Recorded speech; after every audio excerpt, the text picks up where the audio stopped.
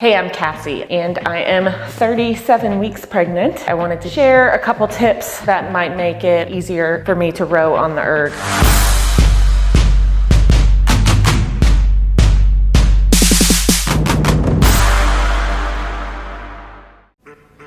Hey, I'm Cassie. I'm a UCanRow2 master instructor and I am 37 weeks pregnant. I have been rowing throughout my pregnancy. I wouldn't say super consistently, but I rowed on the water for a long time and I have done some rowing on the rowing machine. And I wanted to share a couple tips that might make it easier for you to do that if you also are going through this same fun journey. So there's a couple things that I've done to make it easier for me to row on the erg. The number one thing and the best thing is to get a fit footplate, and I have it here. I don't actually have it on the machine because I'm going to show you some things you can do even if you don't have it, but I'm going to show you how awesome it is. So basically you just replace the foot stretchers and this goes in its place. And what you can do is you can actually loosen up these knobs, and I can move the foot stretcher in and out.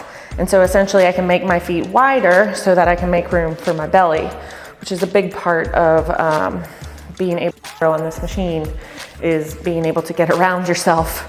So it's an awesome tool that just makes that a lot easier, but I know that not everybody has one. So I'm gonna give you some other tips, even if you don't have one, of how to row a little more efficiently on your erg when you are pregnant. So the number one thing, or that is the number one thing. So the number two thing would be adjusting my feet. So instead of putting the strap at the ball of my foot or the widest part of my foot, I'm actually gonna lower it down just a little bit. This is just gonna give me a little bit more room over my knees to get just a little more reach.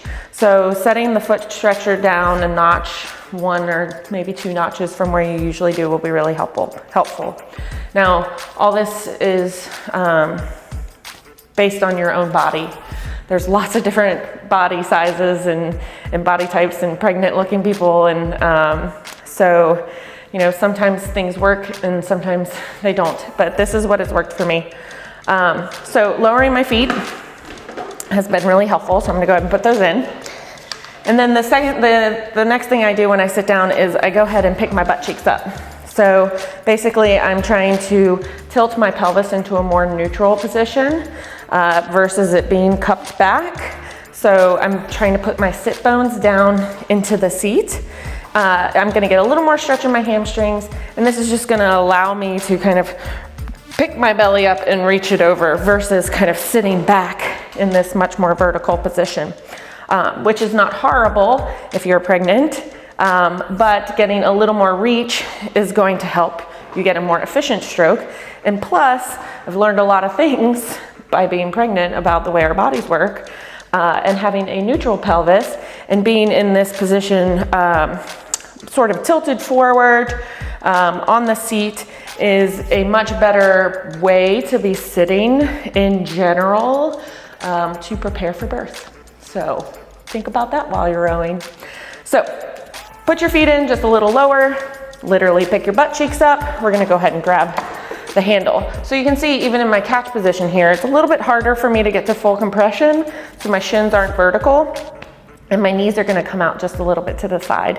And that's okay. We don't want them to flop out all the way because that's gonna put a little bit more stress on your hip, on your rotators. So basically we want to try and keep the knee as close to the elbow as possible. I try not to let it go too far past there. But I can still get my shoulders over the middle of my thighs. My hips are behind my shoulders, so I'm still getting a little bit of reach. And then as I'm rowing, the other change I make is that I get less layback. So I'm not going to lay back quite as far on the back end.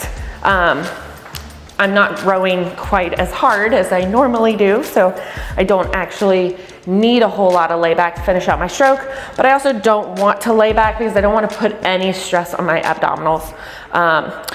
Basically, we want to avoid any coning. We want to avoid a lot of stress on the abs because that leads to problems kind of further down the line that we just don't need to add into pregnancy. So I'm going to row just slightly more vertical at the finish, but I still get some reach at the front end.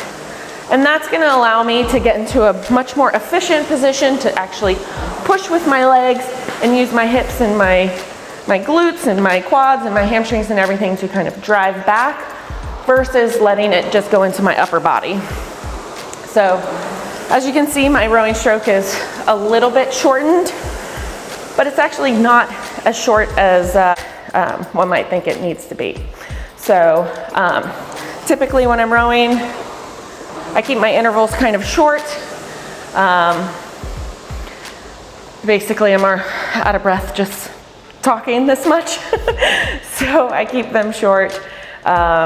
And it's a nice break from walking and, sitting on the couch, let's be honest.